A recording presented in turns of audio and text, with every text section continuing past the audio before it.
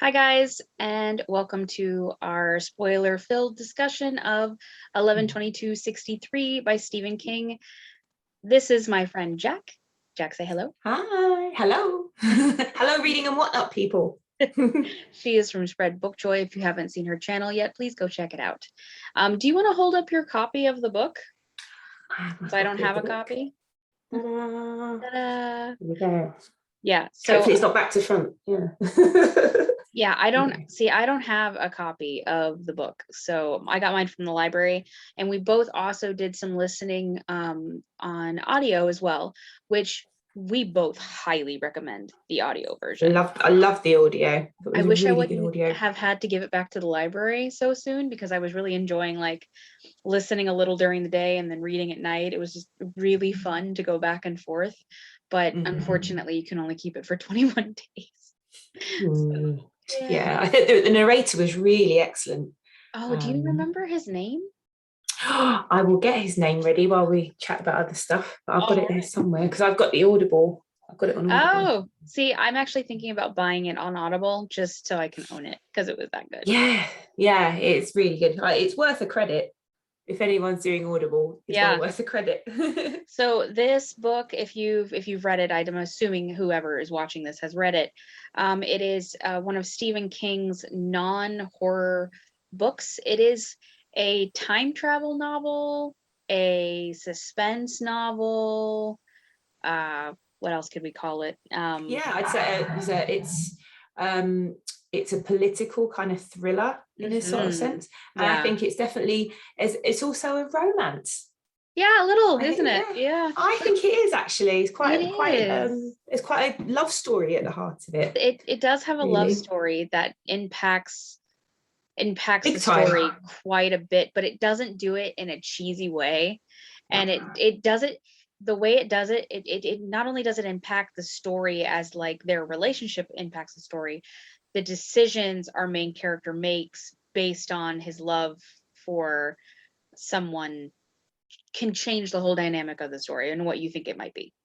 Yeah, exactly. It's a key component to the plot, really, the love story, because like you said, it affects every decision that he makes from a certain point on is influenced by that. And he still does things in spite of what he wants to do because he's in love, if you know what I mean. But I think it's so many different types of story. I think there's something for quite a lot of people in this book. Oh yeah. And there is, I suppose, like, you know, it's a sci-fi element to it, but also a kind of a bit, I don't know if you would call it paranormal. I don't know, you know, the way the time travels, not hugely explained, but there's definite elements of, there's something, it's not like it's not like someone built a time machine. No, it's not Doctor Who. No, exactly. It's not Doctor Who, but it's like they find it's like a phenomena, isn't it? Yeah. Not that you can build a TARDIS, you grow a TARDIS, but that's for a different video. Okay, yeah, of course. I'll bow to your expertise on Doctor Who there. Oh yeah, so I've got the audio here. See who it is. The guy is, see, it is read by performance. I can't see this. Oh no, can't see it. Craig Wasson, Wasson. Craig Wasson. He was brilliant. His performance of this audiobook was phenomenal. He didn't, you know how some narrators, they do voices for characters and they kind of try to change their voice completely. He did different voices sort of for different characters, but he didn't do it cheesy. It was very good. He didn't like especially because he had to, you know, do female voices as well, and he didn't do a cheesy female like high pitched voice or anything like that. He did make each character sound different. Like Stephen Fry, when he reads Harry Potter, he makes all the characters sound different, but at the same time he doesn't make weird voices. Stephen Fry is one of the best narrators to ever do audiobooks. I don't care who you are and what you think. Without a shadow of a doubt, I completely agree. So with this book, if you're reading it or listening to it, it's a long book, and the book has a lot of detail. I'm not going to say I'm a huge Stephen King fan, because I've read several of his books, finished only 3. But I've started so many, and I end up getting bored and putting them down, because of the way he writes. There's a lot of detail, in my opinion, that doesn't need to be there. Yeah, I was going to say that based on what you've read going into the book, what were you expecting? What were you expecting really when you? I was expecting to be falling asleep while I was reading it, but and I think I'm pretty sure I said this in my review with the book. By the way, both of our reviews will be in the description below. That every piece of detail needed to be there. There was not one sentence that was a throwaway filler sentence. Everything needed to be there, from how each of the places, each of the dwellings he lived in, to how a car felt when he drove it, the way a food tasted. Yeah, because that's it. We were talking about the different genres. This book, I mean, it's historical fiction. Yeah, in that's the true what I was sense thinking. of the word. Yeah, in the true sense of the word. So if anyone's interested in that period of sort of the mid part of 20th century America, the 50s and 60s, which were like huge time of upheaval politically. It's post-war. There's a lot of hope as well, and all those kinds of things. And it's iconic in the world, isn't it? 1950s America, like it's an iconic period.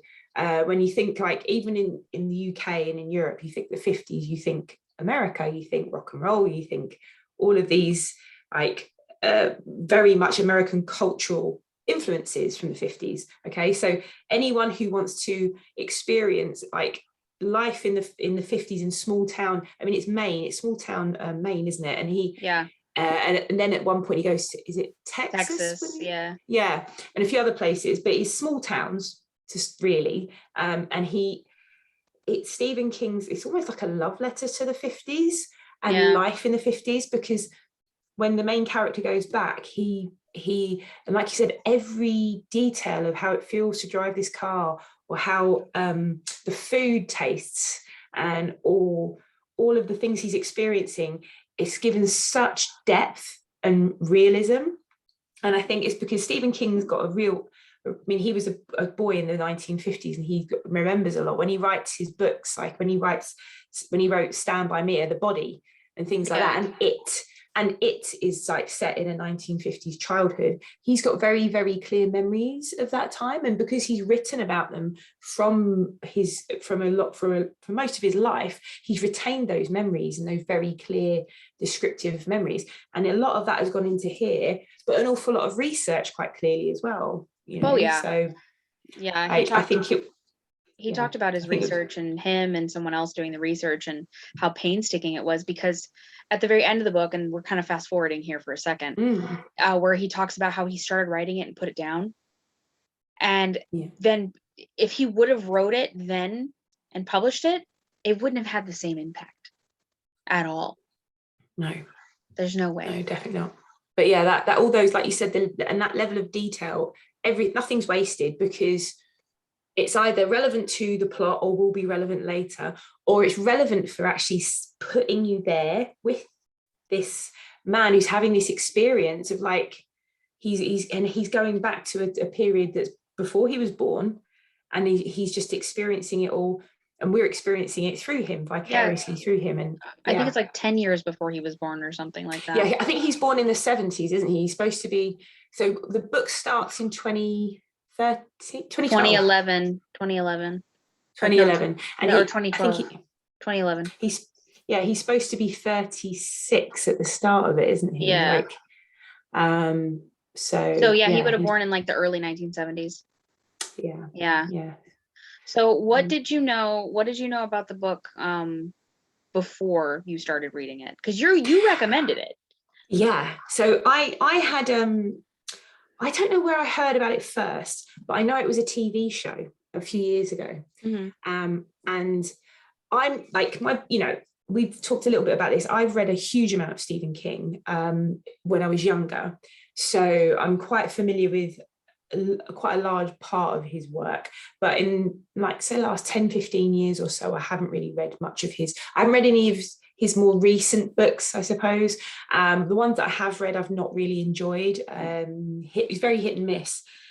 But when he's good, when he hits, I think he hits really well, Stephen King. And I heard about 11/22/63, and the Kennedy assassination and everything surrounding it is still fascinating, right? It's still like a really fascinating topic. The actual event, the impact it had on the world is fascinating. I think the conspiracies that surrounded it are fascinating.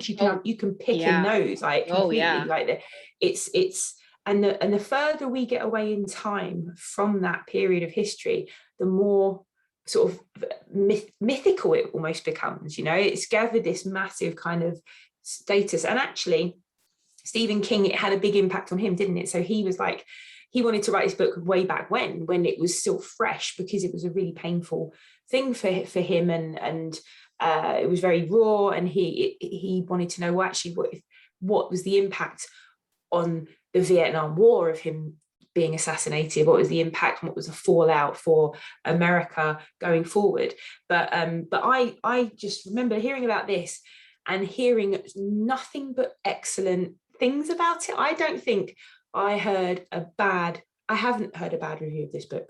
And so I was really intrigued, because Stephen King, he's a publishing juggernaut, and people, I think it's getting cool to like Stephen King again. For a long time, it wasn't really that cool to like Stephen King for a long time, because he's like such a popular writer. And when I was a teenager, I absolutely loved his stuff. And actually, he wasn't considered, he's never been considered literary or highbrow. But I think because he's got this massive body of work now, and actually the man can write, like he really can. He's written some amazing stuff. Yeah, he did a really, not every book I've read from him that I picked up that I thought was amazing. Like Carrie, for instance, people are like, oh, I love Carrie. I got even halfway through like the first chapter, and I was like, what? I realized it was written a long time ago. But like, it's someone who doesn't understand women's bodies at all. Apparently. But yeah. So yeah. But this is the thing, like, so with Stephen King, I'm completely with you. I've read like tons of his work. I got into him as a teenager, and I can't even remember the first Stephen King book I read. But when I was a teenager, we were all into horror. All we did was watch horror, talk about horror, read horror. That's what we did. You do that, right? You scare the shit out of each other. Sorry, I just swore. You can bleep me out later. You scare us. You can basically, yeah. We don't bleep on this channel. Oh, you don't have to bleep, then that's fine. I thought I was like, oh no, I've sworn. But yeah, so basically you just you just scare you want to scare the bejesus out of each other, right? So you're kind of like you love that thrill of horror. I can't bear it now. Like the older I get, the more I'm like, no, I can't bear it. But I loved it, and he was someone, and also he's quite easy reading for someone he's quite easy reading for a teenager, like, and someone who's like emerging as a reader, as from a child to an adult reader. I think he's a really good one. But in terms, now I look back and now I've got more, I'd like to say I'm a bit more discerning, a bit more able to judge what I think is actually a good story or a good book, or what I think is. It's all subjective, isn't it, really? But his work he's so prolific. He churns out almost every idea that he has, and majority of it isn't brilliant. But every now and again he has a gem. I think I love Misery. I haven't read that one yet.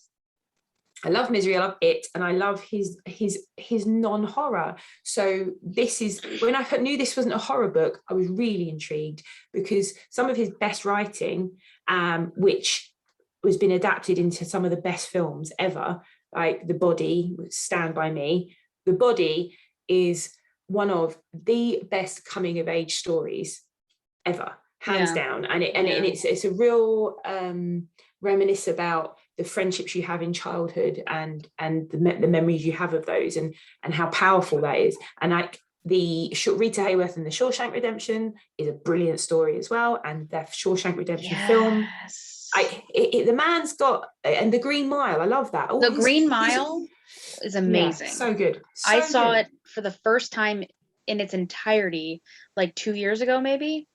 And I was like, How come I never finished this? I've never, so I believe all those were published like as like little bits at a time. Yeah, like he wanted to do what Charles Dickens used to do. So Charles Dickens used to serialize. So you get he did it in 6 parts. Yeah.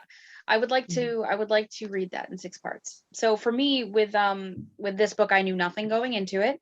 You recommended it and I looked it up to see if my library had it, and I was like, cool, sold. That's it. Yeah. And I just I was glad you said yes, actually, because I thought it is a chunk. I was like, okay, to be fair, I didn't see how big the book was. Okay, to be fair. This is true. To be fair. I did not see, but see, the thing is, I like big books and I cannot lie. The bigger the book, the more attracted I am to it. So it's the tiny books that are like, oh, I don't know. So I saw my library had it, and when I went to go download the ebook, it was in PDF form for whatever reason. I'm like, I'm not doing that.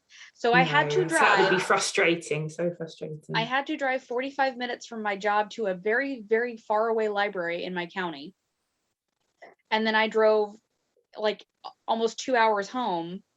It was the beautiful library though, wasn't it? It was the really lovely, beautiful library that you've never been to before. Library. It was a beautiful library. But and then when I went to go pick it up, I was holding it in my hands like this. It was like this thick ish. I was holding it in my hands up to the car, and I was like, yeah. The weight of it was nice. But this is it, and to me, the things that attracted me to it, like we just talked about, it's one of his non-horror, and I hadn't heard a bad review of it. It's the Kennedy assassination, done by Stephen King. Also, there's time travel, and time travel sold me on it. That segues me into my next question. What did you know about the Kennedy assassination prior to the book? Because obviously, if you're watching this, you've read it, but you know that there's probably something you learned, because it's historically accurate. There's probably stuff you learned from this book. So what did you learn? What did you know before you learned things about it? Before we read it, I think I knew most people. I suppose there was a huge, when I was growing up, like there was still people going, oh, everyone remembers where they were when Kennedy was shot, because when I was growing up in the 80s, that was 20 years after he died. Oh, yeah. And people like my mum and dad and people of that generation and people who were even a little bit older, not much older, would be like, yeah, I remember where I was when Kennedy was shot. And they remembered it. Now, so when I was growing up, it was still quite a recent event, like 9/11 is to us now. Yeah, I was going to say that's like 9/11 for us. Yeah, exactly. So it was like that. And then in the 90s, I don't know if you remember, there was a film, I don't remember it, but you know that the film JFK, I think it was, who did it? Oliver Stone did it, and it was a big film starring Kevin Costner. It was like a huge Hollywood deal. Yeah, no, I do, but I think we used to have that on VHS. Yeah, I don't think I've ever seen it though. I don't think I've ever seen it. I don't think I've ever watched it back. I watched it back when it was released, and so my kind of knowledge of the whole Kennedy assassination comes from watching that film when I was a teenager.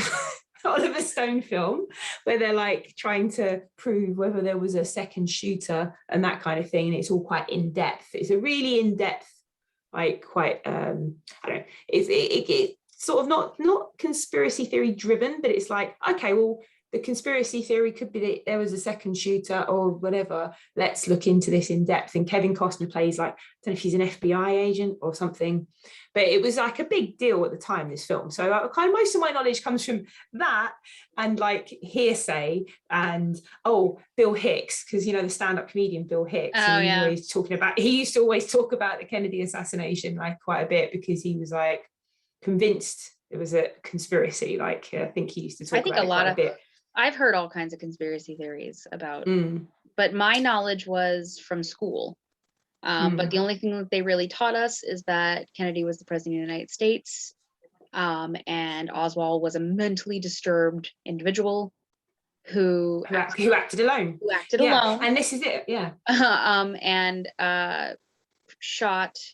See, I didn't know that he worked at the building. This is it. All of that stuff I didn't know. I didn't know that. So I knew that he found his way into a higher floor of a building, brought a rifle with him, and shot him. But even, oh God, how old was I? I think it was like 5th grade, maybe. fifth or fourth. It was around the same time 9/11 happened. So I want to say it was about fifth grade for me. So I was 11. Yeah, I was 11 because we were doing President's Week. That's why. Okay. So I learned that he was the president. I learned he was shot. I learned that the man was crazy and he was into all kinds of like. He was a communist. Political. They didn't teach us the word communist. Right. Yeah, well, they wouldn't say it, but yeah. But they just said he was in a weird political circles and that he's a bad man who killed a good man. Right. And I was like, okay. So because we were, I think what I was going to say, the JFK movie probably went into it, but I watched that in the 90s when I was a teenager and I have no recollection of it, but I really want to watch it now after reading this book. But I didn't know anything about Lee Harvey Oswald, and I didn't know, all I knew about him was he was assassinated by Jack Ruby before he was tried. Right. So, but he said he was a patsy, and that's where all a lot of conspiracy theories sprang from, because one of the only things they got out of him was that he claimed he was set up. What I learned about Oswald was that he was shot and killed like 2 hours after he was arrested. And that was the only thing I knew about him. I didn't know he had a wife. I didn't know he had children. I didn't know that he ran away from the US to Russia. Yeah, I didn't know any of that either. He'd been in the army and stuff? Didn't know. Yeah, he was in the army. Yeah. Like I didn't know any of that. But interestingly, being in the army, if I listened to like My Favorite Murder and a lot of podcasts about murderers or serial killers, like there's lots of podcasts about them, and one of the things they say is a lot. They say is like they've got this like almost like this checklist, so when they start talking about the history of certain killers or whatever, one of the things are like, he was in the army, and they go check. Like, oh shit. Yeah, I know. That's so bad. Yeah, I mean, a lot of them are like, so when he's got that sort of military history or that background, actually, it was like, I was thinking in my head, oh, if this was an episode of My Favorite Murder, they'd be going, ding, got that background. So that being said, do you think there was more than one, or do you think he acted alone? What do I think? Oh my gosh. Having read this, and actually, if we're going to get into like what I found really fascinating about the idea. Oh yeah, no, I want all of that. That's what I want. So I don't know. I don't think we'll ever really know. So if I was to say, I believe he acted alone, that kind of closes the door on quite a lot of interesting, intriguing political ideas. But I don't think we'll ever truly know. I love the. Oh yeah, no, we wouldn't. I love the opening sort of quote in this, the Norman Mailer quote. Do you want to read it? Yeah, it's really good. And it says, what does it say? He says, it is virtually not assimilable, I hope I'm saying that word right, to our reason that a small, lonely man felled a giant in the midst of his limousines, his legions, his throng, and his security. If such a nonentity destroyed the leader of the most powerful nation on earth, then a world of disproportion engulfs us, and we live in a universe that is absurd. So that's like the opening like quote. It's a powerful quote.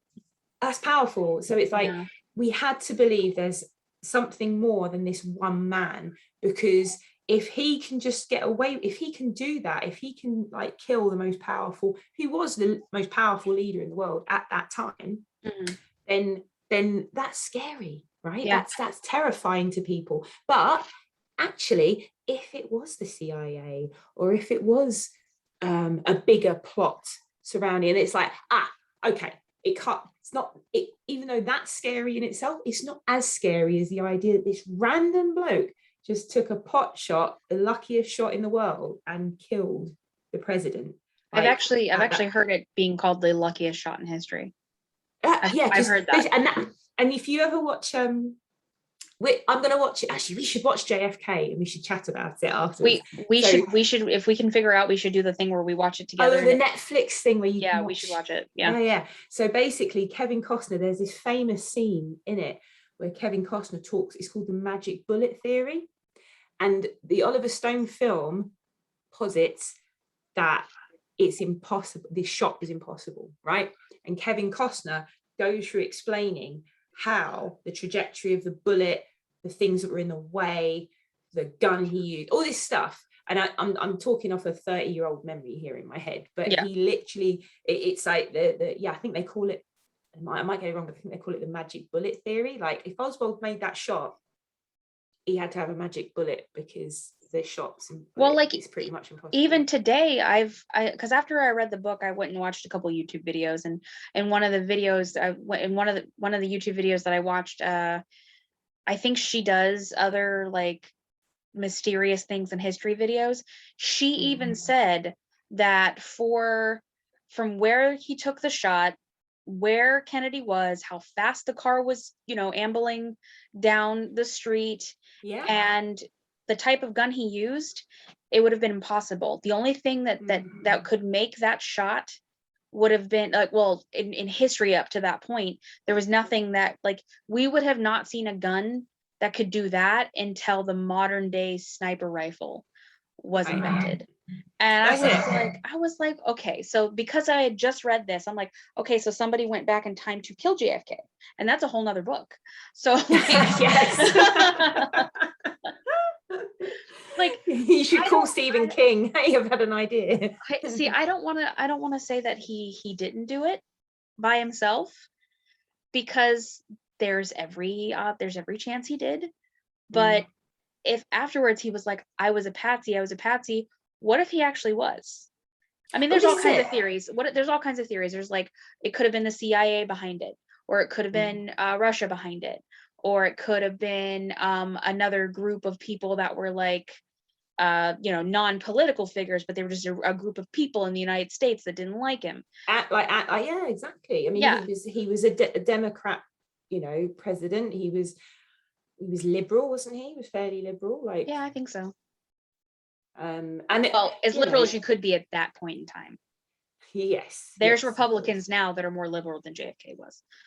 True. Yeah. It's of the time, I suppose. Yeah, but time. Also, like, he like that Bill Hicks, I was saying, Bill Hicks has got really good sketches about it, and he's like, have you ever been to the book depository? Because they've got it all set up, haven't you? You can go visit it. You can go to the place and have a tour and see the window where he's supposed to have done it from. I don't know if you can still do that now. I didn't know you could do that. Yeah. So Bill Hicks talks about this, right?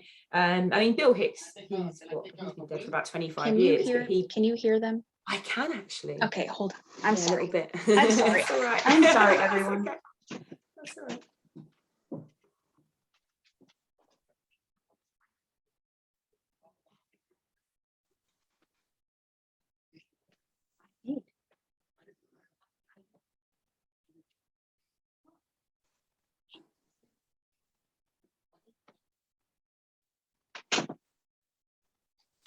Okay. I'm so sorry. All right. Wait. We can start that bit again. We're chatting about. Yeah. So you can go visit, apparently. Is it called? It's still called the School Book Depository. Like, it's like a museum. They've got it set up. Well, I don't know if you can do it now, but Bill Hicks he was doing his like stand up in the 90s, and he's like, you can go visit that place. And I've been to see it, and he says something like, he was like, and it's really accurate. They've kind of got it all set up. Is it the same building? And it's the same building and the window and everything else. And they've got it all set. This is what Bill Hicks' sketch was. And he was like, so, they've got it set up, but they've got a barrier. You can't go up to the window. And he says, the reason you can't do that, he says, is because they don't want 1 million Americans going there every year and right up to the window and go in. There's no way. Like, there's no way he made that shot. He says, so they've got it all blocked off. And then he says something like, oh, it's pretty accurate, because Oswald's not Oswald's not there, so it's like empty. So he's very funny. Like, Bill Hicks talks about his, like, because he firmly believes it was a conspiracy, and when he does his stand up about it, he's actually honestly that actually makes sense why they wouldn't let people go up to it. Yeah, because it's like, you want to see, right? Hang on, let's have a look here. Oh my God. All we need is a marksman to go up there and be like, nope. No. And then, I don't know. that tree wasn't that tall back then. Yeah. But, well, yeah, there well now maybe because the tree was taken away, but not so much later. What did you Okay, so let's talk about like the bulk of the story, not just like yes, JFK and yeah, Oswald. but the characters and everything else. Okay, do you have a favorite character? Oh, favorite character. Oh yeah, I tell you who I loved. So obviously, aside from, I really like the main character. I like him. Jake. Jake. Yeah. Is it Jake? Jake. No, it's Jake. It's Jake. You're and Jack. He changed it. He's also called George. So it's kind of, because he's got his secret identity, right? So it's a bit confusing. But he meets it's the principal, the school. Is she the school librarian? Yeah, Mimi. She's my favorite too. Yeah, I loved her. She was brilliant. Like, what a character. So she's the school librarian in the little town, and that's who she gets him to stay at the school. He's there doing like what I would call supply work. What do they call it in America? He was a substitute teacher. Substitute teacher, yes, yeah. He's doing substitute teaching, and he so she persuades him to stay in the town, and he loves the town. I love it. Yeah, she's brilliant. But she's a great character because she doesn't take any nonsense. She's a woman working as a librarian at that period of history, and they talk about The Catcher in the Rye, which I found really fascinating, the whole story about The Catcher in the Rye, because at the time it was banned, particularly in places like Texas. The Catcher in the Rye was banned in up until quite recently in the States. I feel like my school library, and I graduated in 2009 from high school, and I don't believe it was in our library. Yeah, this is the thing, because it's this subversive coming of age story, I suppose. I don't even know why. I read The Catcher in the Rye when I was younger. I didn't really get it. I didn't really like it. I didn't like the main character. I don't remember details, but I just remember I didn't really like him. But that's quite a common thing, I think. But they talk about The Catcher in the Rye, and this is what I love about her. She's this woman who's in a very conservative, very Christian sort of state, and she's in, she's talking to him. She wants his honest opinion about she wants to get a feel of who he is. And they have this conversation, I think it is about The Catcher in the Rye. And she's like, well, what do you think? I think she says, like, what do you think of it? Or she's trying to gauge whether he would teach a book like that, because he's an English teacher, isn't he? Yeah. And he's like, he's like, whether to tell the truth or not. He just goes for it. He's like, yeah, I think it's an excellent book. And she's like, oh yes, so do I. Kind of. So she's well, yeah, because she also knows she knows the limitations that she has to work within. So she wouldn't, whilst she thinks it's a great book and she thinks it's not going to be that damaging, she also knows that she wouldn't be able to have it in her library because of the school board and because of the district and stuff that they're in. Well, it's but like she was within it. She was just the school librarian, but she had more pull than just she wore many hats. She did. Yes. And she was very straight talking. And I loved her. And then her demise, and then I was so sad. I was so sad. I know. And this is the thing. And actually, I was watching something recently like about whether Stephen King can write women and stuff. And I was actually, when they talk about whether a man can write a decent female character, and actually, yeah, he did a really good job, because like not in Carrie, not in Carrie. But this is the thing, there are examples of his terrible writing of women, but in terms of her as a character, and actually the love interest, and I've forgotten her name. Wait, I've got it in the book. I was gonna say, you have it. How can I forget her name? In terms of what is her name? But yeah, in terms of the women in the book, I didn't think they were flat or two-dimensional. No, I didn't. Depth. I don't think there was not one two-dimensional. If even like the characters at the stores that made him a drink, or he got coffee or a beer or whatever, even those characters weren't two-dimensional. No, exactly. There was enough detail about them. Yeah. Enough little background, enough about their there's a word for how an author can give individual characters a very distinctive way of speaking. I can't remember what the word is, but they're very distinctive. Like, I felt all the characters, like you said, even the ones who were just in it for a little bit, or just like a barman when he goes to Derry. And at one point in the story, he goes to Derry in we get a bit of crossover, a bit of King crossover from the King universe, from It, which I loved because I'm a huge fan of It. But the barman there, and all these little minor characters, seemingly minor characters, they all felt very real. And the women I thought were really well written. Her name is Sadie. I was thinking Sarah. Sadie Dunhill. Sadie Dunhill. Yeah. I love that name, Sadie. That's a great name. I think that he wrote the women well. I think he wrote every character well. He even wrote the children well. So was she your favorite then, Mimi? Mimi was my favorite, yeah. Oh, and I loved the whole thing that kicked the whole story off. I mean, I'm assuming, the thing is, we're sort of dotting about here without explaining too much, but I'm assuming anyone watching this has read the book. Yeah. Because really, we're going into so much detail with it. But the main story that started the whole thing off, the janitor who he goes back to try and save, who wrote his story about how the night his life changed when his father murdered his siblings and his mum, and then left him with a permanent brain injury. That character, my heart, and the different outcomes for him in his life, because Jake tries to save him, and it's like several different outcomes of that story. And the whole theme of like your life can change on a dime is the way you put it. Like the slightest decision that you make. Isn't that what he says? Like a lot, life can change on a dime. And that's what he says. I actually wrote that down. I'm gonna make sure I'm right. Yeah, the slightest decision that you make can have these huge consequences, which is, I mean, it's always the thing of time travel, isn't it? The whole butterfly effect thing, like the slightest thing that you could do could alter the course of your life or the course of someone else's life. But I just love that the character's story actually did make me quite emotional. I like the caretaker. What is his name? I've forgotten his name. Well, I guess I did write it down. I thought I did. Yeah, but he's the janitor from the high school, isn't he? Yeah. But see, the thing is that he went back in time twice, and he tried to fix it. It didn't work. And then he went back and did it again.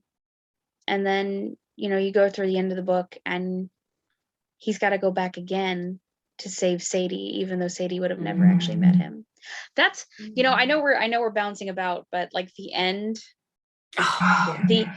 I love when books make me cry, because like having a good cry is nice, but like I was so beaten up with every emotion possible. Like, I was happy that they found each other again, even though she was like 80, and she's like, I know you, but how?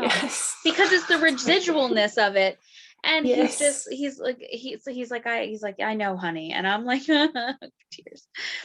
Like, but there's also like that kind of thing. It's there's a connection. There was obviously a connection with them from when they first met, and they had this amazing love affair. And she literally, I love the sort of meet cute, where he catches her because she literally falls for him, right? It's kind literally of literally falls for him. Like he catches her because she's stumbling over because she's really clumsy. They have this kind of lovely meet cute thing going on, and he gets this perfect dream 1950s life in small town America, right? For a man, exactly, for a straight white man in small town America. But what happens is he goes back in time, and he's quite enamored of this period in time.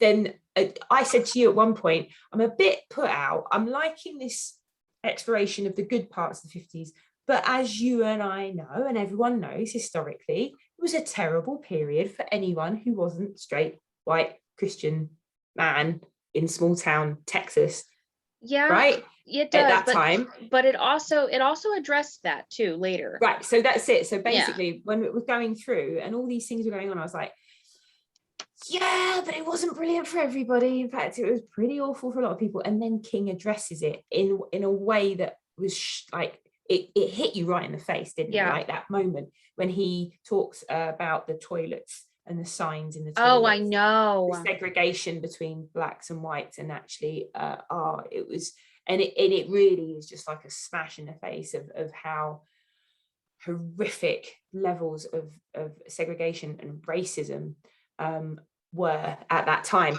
But when he goes to this little town and he just wants a job as a substitute teacher, so he can go, doesn't want to be too near staying where Oswald is. He wants to stay away from that part, so he wants to just travel in there and spy on Oswald. So he gets this job in this small town, and it turns out to be it's like Happy Days. It's like this town is like, it is like Happy Days. It's like this kind of the town was called Jody, wasn't it? Right, yeah, this Jody? town called Jody. He finds probably the only town in Texas at that time where you've got like a secretly liberal librarian in a very Christian like district.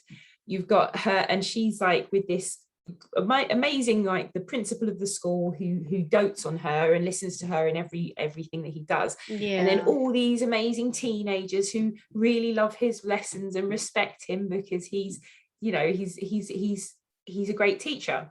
And so he gets the lovely town with the howdy neighbors, like kind of still going on, and he gets the girl who's beautiful but she's not but she's like also this kind of very modest, she's a stunning looking woman, but she's also like this, she's smart, and she's so he gets the golden, and you're like, this is all, it's too good to be true. Yeah, but it was at that point. And that's why Stephen King's like, I'm going to smash this to pieces. It was at that point where you and I were like, wow, he's living his best like 1950s white man life. Yes, and then exactly. Everything went to shit. Yes. and that's it. But it happened, like it was honestly perfect. It was perfect. Oh, yeah. And that's it. And it's like this whole setup from King. He's like, I'll tell you what we'll do. Because he goes through some nasty places when he first gets there. He goes to Derry, where there's been some child murders recently, so the whole references to it. And Derry, the town of Derry, there's something wrong in Derry, and everyone's horrible, and it's all horrible. And he goes somewhere else and it's all horrible. And then he turns up at Jody, and it's like the holy grail of 50s America, isn't it? It's like this is, oh yeah, it could be, like I said, it's like Happy Days. Like, and he gets this life, and it's like, yes, perfect setup by Stephen King to completely just smash it to pieces. I'm going to make him so happy. Yeah. But he's got something to lose. He's got what do you call it? There are stakes. Yeah. Right? Because up until that point, there wasn't any investment. Yeah. There are no stakes, no personal stakes for him. Yeah. Really. He was there to do a job and get out. But then you've got, as he's going through, he's seeing like the gym law thing and the residual things that he's changed that are changing, and then you don't realize that he's actually the reason. You don't find that out until he meets the green card. Is it the green card man? Well, he starts off as the yellow card man. Yeah, he was the yellow card man, then the red card man, then the black card man, and then but the black card man kills himself. Yes. But so then the green card man is. What did you understand by all of that? Okay, so he said, the green card man said that they are real people from real times doing a job. That they don't live long, obviously, because crazy temporal whatever. So you've got the yellow card man that's like, you shouldn't be here. Like he still had presence of mind. He was a little nuts, but he had presence of mind. Then you've got the burnt orange red card man-ish, and he's already lost his shit. And he's just like, why are you here? Get out. Stop it. And then when he sees him again, he kills himself. Like he's dead because he's a black card man. And even the green card man was like, I can't leave this area, but the liquor store is within this area, which is why the other guy was basically a drunk, because we need something to it's painful, like being in, Yeah. like I think he says it was physically painful for them. Yeah. He's like, he whenever he runs after him, and then Jake gets just out of his range and he runs and he's gone. And then eventually he was like, I shouldn't even be at this movie. I shouldn't have bought the concessions because that's changing something. Like he had the presence of mind after literally losing everything. I shouldn't be here. Yeah. And he goes back like 5 years older and then just leaves and lives a different life. And it's a real, I like the fact that even though he was told this, it was so raw for him that he wanted to go back to Sadie, that he's like, I know I'm going to go back and do it anyway, and I don't want to affect anything else, I'm just going to affect her. And he's in denial for like 2 months or something. He stays there for again, doesn't he? But it suddenly it's like it suddenly sinks in for him, actually, this is completely wrong, everything I'm doing.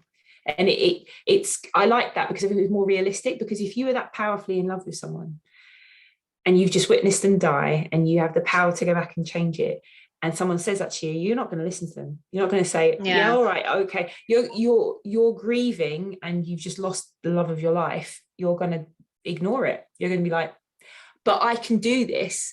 I can make it okay. I can go and save them and not affect anybody else, just her. That's fine. But every single time he went back, because I actually wrote notes in this when we were first reading it, and only a few.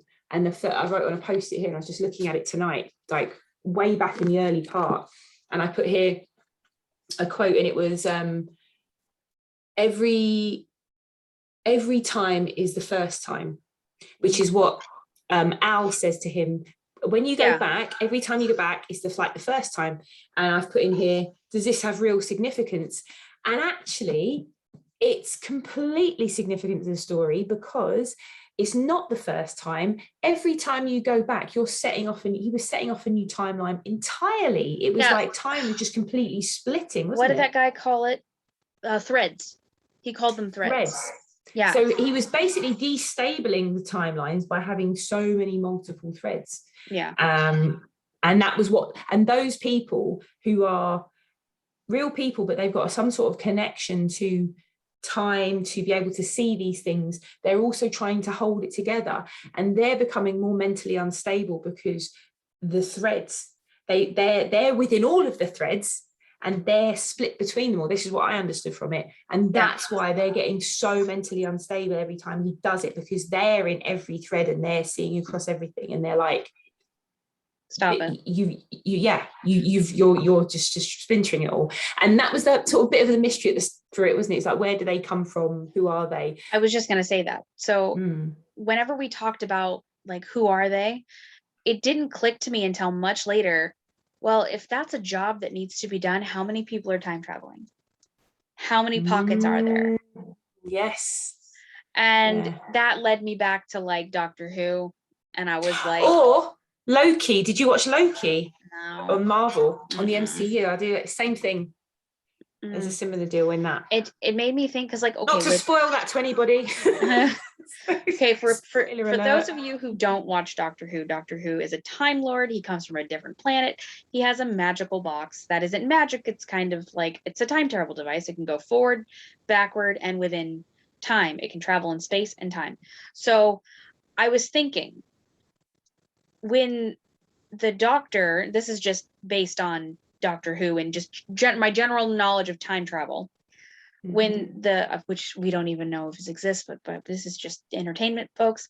But when he time travels, depending on what he does, it or she, depending on what the Doctor does, there can be residual effects, which he's like, you can't do that because you can't change anything. But let's say it wasn't that simple.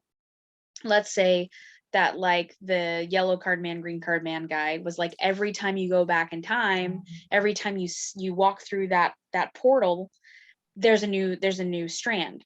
What if, okay, you've heard of the Mandela effect, right?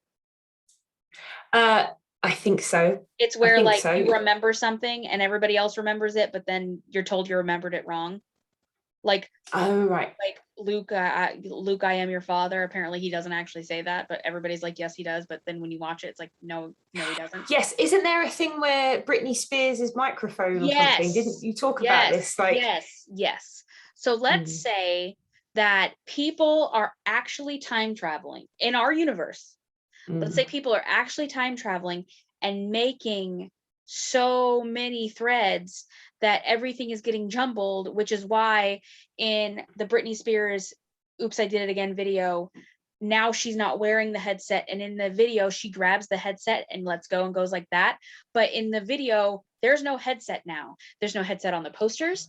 There's headset in the toys and some other things that had the headset. Like when people wear the costume, they've got a headset. Yeah. Even Britney Spears herself was like, I wore a headset in that video, but it's not there. So let's say somebody went back in time.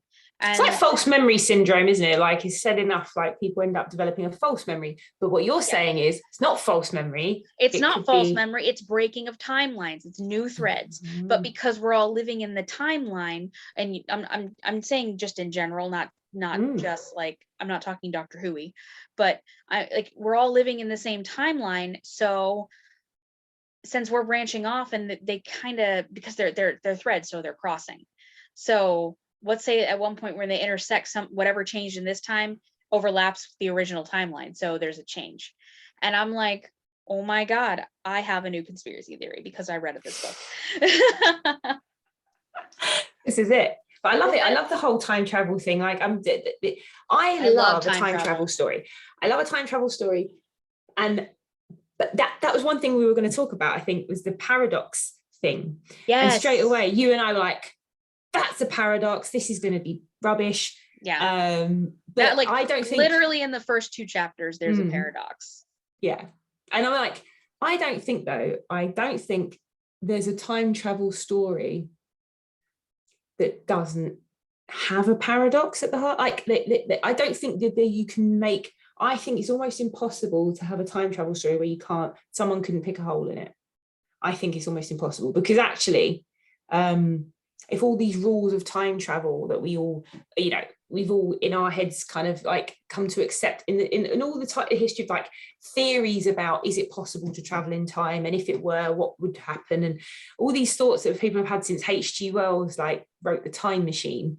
Yeah. Like people, when you think about it, there are going to be holes. People can pick holes in any time travel story. Like there's going to be a hole in it, and I was expecting it, and then it was straight away though, and I was just like, oh, that's annoying, because actually it's going to.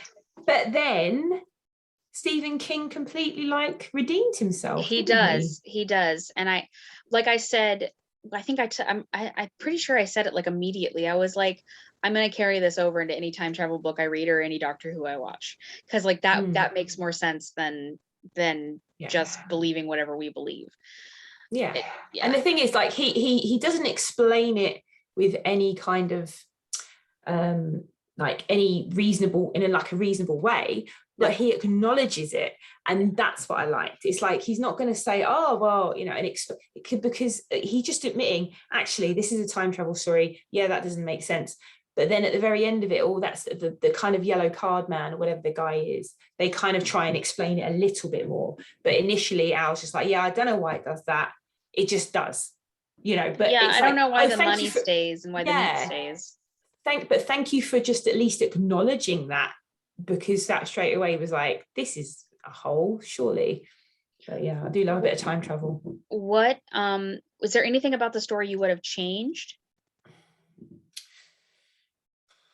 Anything I would have changed? No, I haven't thought of anything. Nothing springs to mind, and I didn't have anything in my head that was like, oh, I wish that was done slightly differently. No, I thought the chapters towards the end where Sadie and Jake / George are trying to stop the assassination, and you and I were like, it's got to go right up to the minute, right? Because it's got to. It is, and it did. I thought was so exciting. Like I literally, you know, when they were racing to get there and all these obstacles were being thrown in their way, like the bus crash and yeah, the guy and that tried to like take Sadie and and everything that yeah. was going on. That point, I honestly felt like the excitement of reading those chapters. Like I felt the you know, their anxiety, like their everything they were up against. I felt it was really well written. I thought the pace was really good. Yeah. But there were like so many different sections in it that I thought were enjoyable, and like it's such a good mix of so many different genres. And the ending, like we talked about, I love the ending, the bittersweet ending. I'm glad it wasn't a happy ending. Tears. It was like one of the best endings.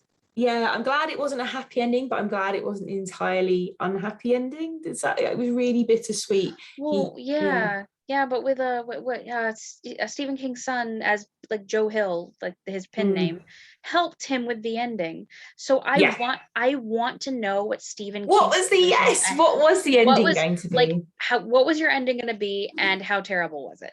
Like, yeah, because he's terrible at endings. He's famous for it in the new It films, because it's the ending of the book. It is famously bad. Like people, I'm not a fan of the ending, and I love the book, but I'm not a fan of the ending. And the ending is also a bit weird, but not just weird, but bad, but a bit creepy weird. And Stephen King, in the films, he does a cameo, doesn't he? And he literally talks about the fact that he can't write endings in the second part of It, the new remake. okay. He makes like this cameo appearance, joking about how bad he is at writing endings in a I haven't seen it. based on the book that is famously a bad ending, like people don't like. So he knows it, and okay. yeah, he knows. He's a pantser, isn't he? Like so he writes by the seat of his pants. Not this book though. I don't believe it. This book has been plotted. No, yeah, we talked about that a lot while reading, that he put a lot of time and a lot of effort, not only having research for himself, having someone else do the research. I believe that this book probably took him a longer time to write. Now, I'm not just talking about the lull between when he wanted to write it and when he started again, but I feel like this one took a lot of time to plot because it's so well done. It's so well structured. I have read multiple times time travel novels or novels that had to do with like skipping times periods and stuff, and this is one of the better. This is not, I don't know if it's the best one I've read, but it is well done, and I think it's because it took him extra time to do. I think it felt like sometimes when you read Stephen King, or quite a lot of the time you read Stephen King, you're like, where's he going with this, right? Does he even know where he's going with this? That's story? How I felt when I read Pet Sematary for like 90% right? of the book. Yeah, and for a lot of his books, it is like that. For this, I didn't feel at one point that I felt in safe hands. I felt like there's a point to this. There's something. There's going to be there is a structure, and he's got an idea of where he's going. I didn't feel at any point in this story that he hadn't got a clue what he was doing. Oh yeah, I really, it felt really structured to me, which is new. But talking about time travel books in general, like what are your favorites? Have you got a favorite? Have you got particular stories that you like? Have you got ones that you want to read? I'm trying to think. There is a book, and I can never remember the name of it for the life of me because I read it in high school. It was one of those books that I just picked up off the shelf, and the main character is a boy who falls through a crack, like literally a crack, like in like the ground, and he falls into a different time. It's like a time slip paradox thing. Oh, I love that. And in the time slip, the first person he meets is a girl around his age, and she's like, "Where the hell did you come from?" And I don't remember the name of the book, but I know that it's probably my favorite. This one was probably well done, but that was my first ever time travel book or TV show. Well, no, I'd seen Doctor Who earlier than that, but like I don't remember the name of it. So if that rings a bell for you, like let me know in the comments, because like I don't know the name of it. I love it. The whole point of that book was that he literally fell through time and spent the entire book trying to figure out My God, was he like Sam Beckett trying to get home? You know, Yeah. it's Quantum Leap. I bloody love Quantum Leap. Basically, it was Quantum Leap, but with a 17-year-old boy, and he went.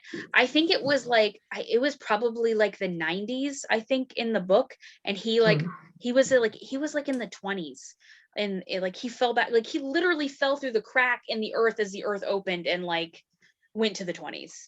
Oh, and then there was a Disney movie that was also time travel-y, where like a baseball player kid fell back into like King Arthur's court. That one was also. Oh, that sounds familiar. That sounds familiar. That's a Disney movie, I believe. I think it actually, no, it's called A Kid in King Arthur's Court. That's what. Do you know what and that's based on there was an old Bing Crosby film. Do you remember, like really old, where it's like a Connecticut Yankee in King Arthur's court? It's a really old Disney film. Well, yeah, no, really old Disney film. I haven't seen that, but I do remember watching A Kid in King Arthur's Court when I was a kid, and I don't have Disney Plus. But like, if you have Disney Plus, it's probably on there. I do. I might have to have a look. But yeah, I had one of my absolute favorite films of all time is Back to the Future. Like I went to see that film in the cinema.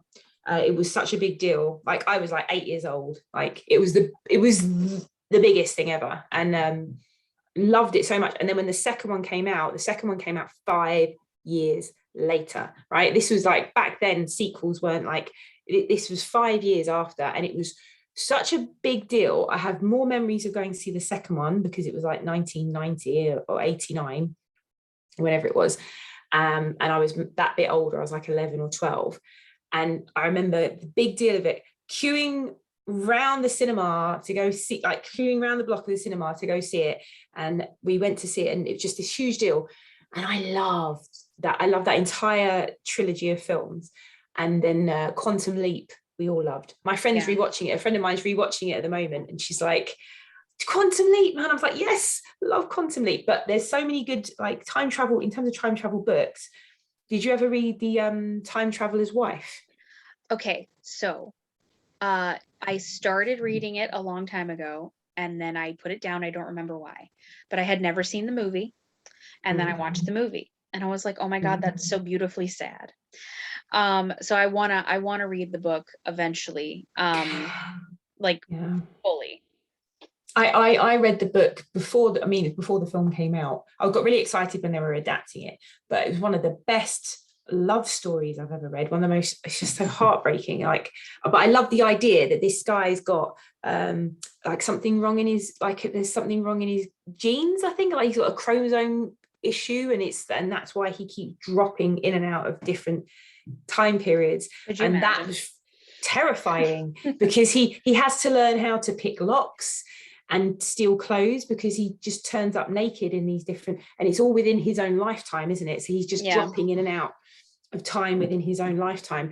And then the other one that I loved, it is a book, and I really want to read the book, but there's a film, and it's also a love story, but it's Somewhere in Time. And I think I mentioned this to you before, when it's Christopher Reeves and what's her name? She's so beautiful. Jane Seymour. And it's like, it was 1981 or 1982 this film was made, and it's about a man who, this whole thing starts off, it's supposed to be like the early 80s, and Christopher Reeves is this theatre director, and this woman comes in at the end of his show, and it just reminded me of that in the Stephen King book, when he goes to see Sadie, and she's like 80 years old, and she's like, don't I know you? And he's like, So this 80-year-old woman comes into his show on the opening night of his first show, and he's like, oh, can I, did you enjoy the show, kind of thing. She's like, she's just looking at him, and she holds his hand, and she gives him this thing, and he's like, are you okay? Can I help you, kind of thing? And she's like, come back to me. And she gives him this thing, and then like it's this picture of this woman, and he gets obsessed with this woman, and he finds out who she is. She was an actress in like years and years ago, and he time travels back, and they fall in. It's all so beautiful. Anyway, it's a beautiful, beautiful film. And the book, this is the random thing, the book is written by Richard Matheson, who wrote I Am Legend, the vampire. Oh, really? The vampire book. That's why it's so fascinating, because I didn't know that. I only found this out. And I'm pretty sure I'm correct on this, but I was like, really? I didn't realize it was a book. I only knew it as a film. It's like not even a big, huge, famous film. My mum loved it. My mum was like, "Oh, it's so lovely," and then I found out apparently it's written by him. I'm like, how random is that? I Am Legend, like classic, like dystopian. There's a book, well, it's a duology, and it's kind of a time travel book, but instead of going back in time, you're starting in the past and working your way to the present. So the book starts out with somebody who's in the present, like right before 9/11 happened, and he's writing down everything. And it's called The Death and Life of Zebulon Finch. There's 2 volumes, and the books are like yay big. And it starts from when he dies, he gets shot, and then comes back to life as a reanimated corpse. But he's not like, I guess he would be technically a zombie, but he's not like a brains zombie. He's just like, okay, I'm dead, but I'm alive. Right. And like he goes through life. He's like, living dead. Yeah. So he's like, it's like the late 1800s, and he lives from the late 1800s until well after 9/11 in a body that is taking a really long time to decompose, basically. Right. And it's fascinating. Whenever God is talked about in the book, it's G-O with a slash instead of G-O with a slash D instead of just G-O-D. All right. And like, okay. Just like, I wonder why there's a slash. Like that. It's interesting. I never found out, but yeah, I don't know if you consider that time travel. I know a lot of people do, but because you're traveling through time as slowly as somebody who would have lived it. But see, anytime he gets a wound, he can't heal himself. His wound will never heal. Oh, could you imagine? It's honestly, it's one of the most fascinating. They're the most fascinating books I've read in a really long time. And that sounds amazing. And they're really big, thick ones. Yeah, like you like big books, and I cannot lie. Yeah. You other readers can't deny. I've got they've got me a pencil that says that on. I've got the book is Richard Matheson, and it's called Bid Time Return. Bid Time Return is a 1975 science fiction novel by Richard Matheson, concerns a man from the 1970s who travels back in time to court a 19th century stage actress whose photograph has captivated him. Now, I don't know if in the book she doesn't come to him and give him the photograph. I'm sure in the film, it starts off with her coming up to him and like giving him the photo, and then he becomes obsessed with the photo. Jane Seymour, what a beautiful woman, like absolutely stunning actress. Like she's just, you can't take your eyes off her, and she was a perfect actress to play. Her picture captivates him, and he learns how to time. He literally is like, time travel must be possible, and he seeks out someone to find out if he can time travel back, because he becomes obsessed with her photograph. And so Jane Seymour plays the woman, and it's like, yes, someone could become obsessed with this woman and time travel back for her, because she's stunning. Like, she's really beautiful. But I'd love to read the book, because I've read I Am Legend. Let's buddy Didn't read. realize it was the guy. Let's buddy read it. I can see we could have like this whole time travel book club going on. We could have a time travel book club. We could do a time travel like readathon. We should time travel movie / readathon. The other one I was just thinking about, completely different film. It was I'm sure it's Jeff Daniels. There was a film about, he's running like an inn or a B&B somewhere, and these people come to stay, and they're really odd, and there's like a group of them, and they're supposed to be there like, I don't know, I haven't seen the film in years, but their excuses, they're like, I don't know, they're antiquing or something, but they're really weird people. I've seen that. Oh God, what's the name of it? It's so good. What is the name of it? And basically it turns out that they're disaster tourists, and they go back in time to view Pompeii, and and he's like, when he discovers what they're there, he's like, why are you here though? Okay, what's gonna happen here? Okay, so I remember, so I was obsessed. We are totally getting off topic here, but I was obsessed with Titanic as a kid. I was obsessed with Titanic as a kid. And when I watched that movie for the first time, I was like, if I could go back in time and just not be a part of the event, just witness witness the event, I would go back and see the sinking of the Titanic. Oh, I would 100%. That frightens the life out of me. That's one of my scary things. Okay, that it would frighten me too, but if I was just like an entity watching it, like I was just like there as a spectator. But I feel like if let's say for whatever reason we'd be like Jake, and we go back and we try to save someone from dying, that would be me. I'd be like, all right, there are enough lifeboats, please get in the freaking lifeboats. I'd be like, raise a hand who doesn't want to die today. Yeah. Okay, get in the lifeboats. But then again, I'm a woman, so they'd be like, you're a woman, your vagina makes your brain not work. Yeah, you've got goofy hormones like messing up your brain. You can't tell us what to do. Men don't have hormones, apparently. Yeah, no. real quick question. One of the other questions I had written down for you when you were reading this book, and I know we've had this conversation before, but I don't remember the answer. So when it came to like red flags for you in the book, okay, when something would pop up, because we talked about things that we're both like, oh, okay, red flag, but then he explained it. What was the one red flag that you thought could have never been fixed or never been explained? I have to try and remember the detail here. There was something that came up in it for me. I don't know. I think because he had acknowledged a lot of the things that we were like, that's not good. That's a big paradox, or that's a hole, or that's something. Because he acknowledged a lot of it, I was quite happy with it all, even though like there's not an explanation, which is why, you know, it's a phenomena that there's this hole. Like, where is this hole in time that that Jake's going through come from? Why is there a hole there? Yeah. And he speculates on it, but he doesn't go so far as to try and provide an explanation. And actually it's like, okay, it's just a weird phenomena, and these people are just, you know, there had to be some element of like the mystical or the paranormal where it's like, I can't explain this. This is kind of a rough idea. And like, but like I said to you, I think time travel and the things, the questions it throws up and the holes you can pick in it, there's no solution to a lot of the things, but I love the fact that he acknowledges that, and I think that solved it for me. What did Al say? That he literally stumbled down into the hole. Yeah, like he went to the room and like literally fell down some stairs that weren't there. Like that's how he found it at first. Okay, so that was your red flag. My red flag was when he killed the janitor. What was his name? Do we remember his name? Henry. No, Henry or Harry. But when he went back, I think it was Henry. But when he went back in time and he ended up killing his father, so his father wouldn't murder his mother and siblings.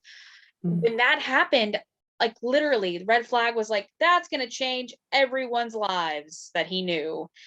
And not only did it change, like, his little sister grew up and became like a radio personality, but he went off to war because he thought he had a freaking guardian angel and ended up dying. So he probably went and died thinking my guardian angel's gonna save me. He'll be here soon. That was tragic. And tragic.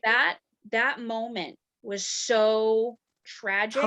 It was heartbreaking. Not just the way because I remember I told you I went back to listen because I read that part and I was like, I'm gonna go back and listen to that. So when I went back and listened to that and hearing the narrator, he even did a voice like his sister was like in her 60s and she had smoked a lot, so she sounded like this. Like he did a phenomenal job with that, and Stephen King wrote that and broke our hearts immediately. Because as soon as he's like, well, I need to kill him, so I'm gonna kill him before it happens. I'm like, don't do it, harm him so he can't hurt anybody, because if you kill him, that's gonna be a problem. And then as soon as he killed him, I'm like, all right, cool, you killed him, get out. And then he's in there washing his hands, and the little boy's like, who are you? And he's like, your guardian angel. And I'm like, you're an idiot. Like, that's dumb, don't do that. And also, how do you feel about the fact that there was no soul searching going on with Jake about he killed him, and I think he killed other people. Yeah, he killed and he actually was in his head like, I'm going to shoot Oswald, I'm going to go and shoot him in the head. Well, he killed because him. He killed the father, and he killed Sadie's ex-husband, and he killed Oswald. and there was no, I mean, it would have detracted from the story if he'd gone into this deep soul searching about those things, right? It would have completely detracted and gone off in another tangent. But just thinking about it sort of from a moral point of view, he's a good character and we root for him, but he's killed people, like he's in cold blood. Yeah, in cold blood. So, but yeah. He did that after he witnessed what he did with the hatchet. So he went back twice to him. Actually, and when he killed him in cold blood, it was because he'd seen what he was going to do. Technically, he didn't kill Oswald. Oswald was shot not from Oswald. the police. Yeah, but he said he was going to shoot Oswald, but he said he was just going to go and shoot him in the face at one point. He was like, I'm just going to open the door and knock on it and just going to kill him. He probably should have. I'm just saying. But that's what he did to the guy's dad after the first botched attempt where he still managed to kill one of his children and injure the wife and everything else. He goes back again. He's like, I'm not going to even let it get to this stage. I'm not going to get involved. They're not going to see me as a guardian angel. The dad's just going to go missing. I'm just going to kill him. And it's going to be like a mystery. And like, no one's going to know who did it. And he does. He just literally shoots him in cold blood. But at his parents' grave sites. At his parents' gravesite. So there was no morality there. No. And there's no morality to that. But I suppose you could say, in a sense, he's witnessed the horrific act firsthand that this person's going to do. Yeah, so even though it was a story before. Yeah. Yeah. So even though he's killed him in cold blood, he knows he's witnessed the violence and the thing that he's going to do. So I didn't think about that. I thought it was just an interesting question that actually wasn't addressed at all. It's like, yeah, he's a good guy, but he just killed people. And it's actually, even if you're a good person morally, I think killing someone would, regardless of whether they're a murderer or not, I think that would affect me. Well, that goes back to being in the army too. There's people who have been in the service, and not just in our countries, but just in other countries where they've gone to war, and they've killed people. And some of them, they come home and there's a lot of PTSD and they can't handle it. Some of them even take their own lives. But some of them are like, because it's, I killed people. Justifiable homicide, right? Is what that like being in the army, what he does, this guy Jake does, it would be seen as a justifiable if you were looking at it in that way. But he has no PTSD. It doesn't affect him. No, it doesn't. I don't know if Stephen King acknowledges at some point where he's like, for a few months there, it did see his face and a few other blah. It's like, I think regardless of what that person had done, if you're a good person, I think you'd be affected. He got over it really quick. He'd go over it super quick. But I'm quite glad, because actually I wanted the story to carry on, and that could have been a real like a diversion. I didn't want to go down that route. Okay, so let's say he was a real person. Let's say this really did happen and he still carried the same morals and values. Do you think he would have mulled over it a little bit longer, or do you think he would have got over it in the same fashion? No, I think he would have. I think it would have haunted him. I think he would have gone over it in the same fashion. You really? Oh. Yes, I do. I think it would have been the same. And the reason why is because of what you said earlier. He witnessed what he did to his children firsthand. True. He saw him bring it, because like he thought it was a hammer. He didn't realize that it was an actual hammer. It was like a freaking sledgehammer. Because kids, they remember things a lot differently. So he went in there and like put his freaking hammer on top of Tug's head and just smashed him like a pumpkin. So he goes back, and he comes when he goes back to his time and goes back into the past, and he's just like, you know what, fuck you, and off him. So because he knows he's going to do it. He knows he's going to do it. He's witnessed it. Time is going to repeat itself because it's already happened. Although the past doesn't like to be changed, he's always saying the past is operant. So, but it's like I think because he knew what he knew, it was completely justifiable. And murdering someone obviously took a toll on him, but he's like, I got to get over this because I got to kill Oswald anyway. Yeah. So like, I think it would have been the same. I do. Okay. I think you've persuaded me, actually. Yeah. Yeah, I did. Yeah. But that is all I have. Oh, the only one that I didn't ask was there a element to the plot that that surprised you? Elements of the plot that surprised me. I do wonder about the detour he took into Derry.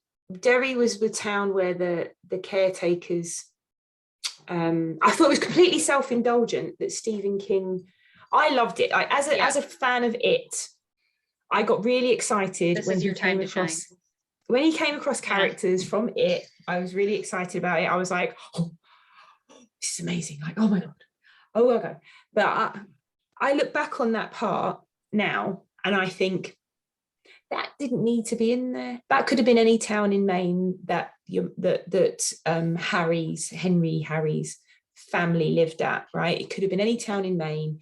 It could have just been a town with a bad vibe. It didn't need to be the town. I thought it was a nice touch. I liked it. I thought it was a nice touch. But the thing that I didn't understand was why he had to have Bev and Richie from it actually. It was just, I think it was not necessary to the plot that Are you they talking needed about to the be in there. dialogue between them and the dancing? When he meets them and the Yeah. dance. Oh, the dancing was necessary though. Yeah, the dancing was necessary. The dancing was necessary. I was gonna say like the necessary part there was the dancing. Yes, but it could have been any two kids, I suppose. But it was quite nice. But there was a bit in it where they're like, they're talking to him today. So Bev and Richie Tozier, who are the two of the children from It, who are in the book, they're dancing and they're sorry, my cat's scratching the back of my sofa. Oh, cool. Maybe not for your sofa, but no. But so they're dancing, and when they try to talk to him, they're like, they both say to each other, I think he's a good guy, kind of thing. They get a good vibe off of him. So they talk to him honestly. But if they get a good vibe off of him, when they're talking about Henry's dad, who works in the supermarket, right? And all the women love him, and he's got this kind of personality that he's very flirtatious, he's very good looking, and all the women queue up and love him, whatever. And Bev's like, oh yeah, he's a good guy. He doesn't make me feel creepy the way some men do, kind of thing. It's like, how can you know that Jake's a good guy because you've got this vibe of him, but yet this man who is clearly not a good guy, you don't have that. I just like there were a few little jarring things there for me. I thought. I think with that was because that I think it played off of the fact that he was, he was a ladies' man and she was a young lady. So maybe that's why. Maybe he wrote her very stereotypically for the time. Because like women now, even young girls now, are like, I don't know you, get away. But back then they were like, oh, you're so nice. But the thing about her, though, but her character, this is the thing, and that's why I know her character in It is supposedly like really beautiful, a little bit mature for her age, and she's bothered by men or boys, whatever. Oh. She's bothered by them. So see, I don't know that. And you wouldn't know that, and that's an element of her character. And actually, but she's like, oh yeah, no, he's not a creep like other, like, and it's like, hang on a minute, he's, I don't know, but I think it was a completely self-indulgent thing on Stephen King's part to set that part of the story there and to have it be those two characters who are doing the dancing. And the fan inside me was like, oh, thank you. I love it when Stephen King does that in the Stephen King universe. You get crossover from his books and you kind of like a little bit of a reward for reading all the books. And I quite like that. That was really good. Cool. Yeah. My thing was pretty much around the same time when you find out that he's a butcher and that he's a ladies' man, and that the way he acted, not just with the women, but he was the ladies' man, but he was also a man's man, and just his total personality. But as soon as, like, Jake talked about his eyes, like the way he looked at him. Right. Yes. Yeah. So like that part there, that was like an element of surprise for me, because I was like, is it because Jake has like future sight? Maybe he gets the vibe. But that makes me think, I'm like, does everybody except for not the bartender, what's his name? The Jewish guy that like was basically like paid to talk to him. Yeah. But like everyone around him was like, oh, he's such a good guy, you know, but you know, he's separated right now, but they're working it out because, you know, in the 50s, you worked it out. Even if you hated each other, you worked it out. So Yeah. that was a big surprise to me. And I don't know if it's because I didn't grow up in a time where parents stayed together, even if they hated each other, or there was violence in the home, or if it's because Jake had like, I wouldn't call it prescience with the eye thing, but like he looked like the way he looked at him in the eyes, like he even said his eyes changed when he looked at him. And this is the thing, and that's what I mean about Bev and Richie not noticing that about him, because they are attuned. They're supposedly, because of their encounter with Pennywise, they're supposedly a bit prescient as well, because they even look at each other about Jake and they know there's something different about him. They acknowledge it. They even like kind of say something like, you know, he's a good guy. We can talk, we can trust this one. We can trust him. So if they're like that, why have they not noticed? Why is it that not only do they not notice that this guy is a bad guy, they actually even actively, Bev says, oh yeah, he's great, he's fine. It's like, that to me was the only sort of, that was really like that jarred for me. Yeah, I guess I agree with you, because now I'm thinking about it. I'm like, if I see, I don't, those are things I wouldn't know, because I've only seen the original. I've only seen the original It movie, so I honestly wouldn't know. Didn't she have like an abusive father? Yeah. So in the book, she's also the schoolgirls, like they call her like, you know, they basically tease her and make out she's easy and she's this and she's that, because boys like her, and there is something going on. I can't remember if her dad is like controlling and abusive. I can't remember if he's sexually abusive or anything to her, but there's that hint that he either is going to be. I think the sexual abuse thing is in the first movie. I think that's hinted in the first movie. Yeah, there's in the original movie, I mean. I think it's hinted in the book, and it's been a while since I read the book, but anyone who's watching this who's read the book, like, I don't think it's outwardly said. I can't remember. It's been a long time since I read it, but there is an element of this about Bev as a character, because she grows up to be this absolutely beautiful woman who's then abused by her husband, physically, and she's very beautiful, and she attracts this attention, this unwanted attention from predatory men, and that's why when she says, oh, he's all right, I'm like, hang on a minute. Yeah, that is weird. She's got this kind of like, as a character, that's something she would notice. But two, even in this book, they make out that Richie and Bev have got this sight that they can see certain things because of their encounters with Pennywise. And it's like, but she's not seeing that about him, and he's completely this ogre. Like, he's a complete ogre that Jake spots, and like you said, his eyes completely change. Like, there's some sort of evil there, kind of like there's a monster within. There's a monster within. Yeah, that's like it's like a Dr. Jekyll and Mr. Hyde, but instead of personalities changing when they want to, he can slip in and out of it like that. So it leads you to believe, is it something that was actually in him that was evil, or was it the alcohol? And is it the town? As though they talk about something rotten in Derry. You know, there's something rotten in Derry, and it is this you know, Pennywise and the whole thing, and the way the town's built around it. Like, if you read the books, like, the town has had this evil heart for a long time, and it's making people sick, and there's something wrong with the town, kind of thing. So I like that element of it.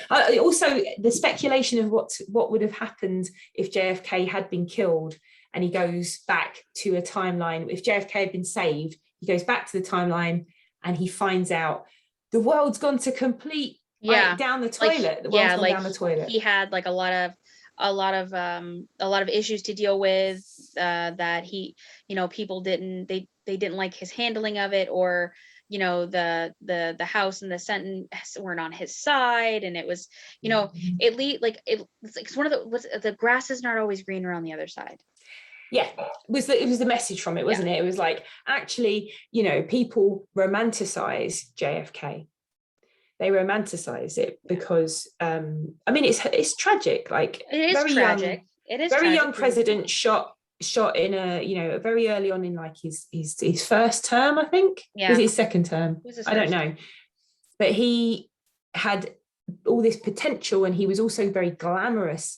So he was this kind of like, and he's become this mythical figure, like without any criticism of policy or this, that, and the other, because he didn't have the chance to impact anything. Like, there's that, but then there's also stuff that came to light, like I think probably like less than 10 years ago, that was like, well, he was kind of always on drugs, and his wife was but on he drugs, was a womanizer, and he was a womanizer, and him and his brother were with Marilyn Monroe, and he used to make his wife take drugs to stay thin. Also, but that poor woman, like Marilyn Monroe, you're talking about conspiracy theories, talking about things. She was totally, you know, that's a whole other thing, because she knew too much. Like, and she was like completely used by that family. You know, like, so yeah, there's a ton of stuff. Yeah, we're getting way off. Yes, we're getting way off. But that is all I have. Do you have anything to add before we wrap this up? Because I don't even know how long. You're going to have to cut some of this out, because it's going to be probably far too long. But it's been such a fascinating talk. Like, honestly, I don't want to cut any of it out. This is great. it's been such a fascinating talk. What I would like to say is, like, the buddy read, it's a great book for a buddy read. Yes. And it was a perfect book for buddy reading, because there's so much to talk about, and there's so much surrounding it. And the more we've talked about it, and the more I've appreciated the book. I think I would have really enjoyed this book regardless. Yeah. I don't think I would have got as much out of it if we hadn't been buddy reading it and talking about it as much. So I wouldn't have picked it up without you. So I'm honestly, like, I'm so glad we buddy read it. I didn't even know it existed, to be honest. So, are you going to watch the TV show? No. No. I am. I'm going to watch it. I'm going to get it. I'm going to watch it. I don't think so. Because the TV show was really popular. So okay, look, if you watch the first couple episodes, and if you like it, I'll watch it. How's that? Yeah. Like, all right. I think I can watch it for, like, I think I can watch it on demand for free. Like, I think it's on TV. I do think we should do the time travel book club thing, or do a time travel tag. Yes, we should do that. We need to sit down and figure that out. Yeah. All right. Well, yeah. I hope you've enjoyed this video, folks. If you've made it this far, I have no idea how long it is. If you've made it this far, I salute you. Hey, if you've made it this far, can you leave us a little book emoji so we know you did it? Congratulations, you lived through us talking about all this stuff. So I really hope you guys have a good day. Please go check Jack's channel out, and subscribe if you haven't, because she's really cool. She does all kinds of stuff, from like children's literature, YA, adult books, Jane Austen. She loves Jane Austen. She's even got a video of go off on a lot of tangents. Yeah. David Bowie. David Bowie's video, which I thoroughly enjoyed. So go ahead and check those things out, and we hope you have a good day. Bye.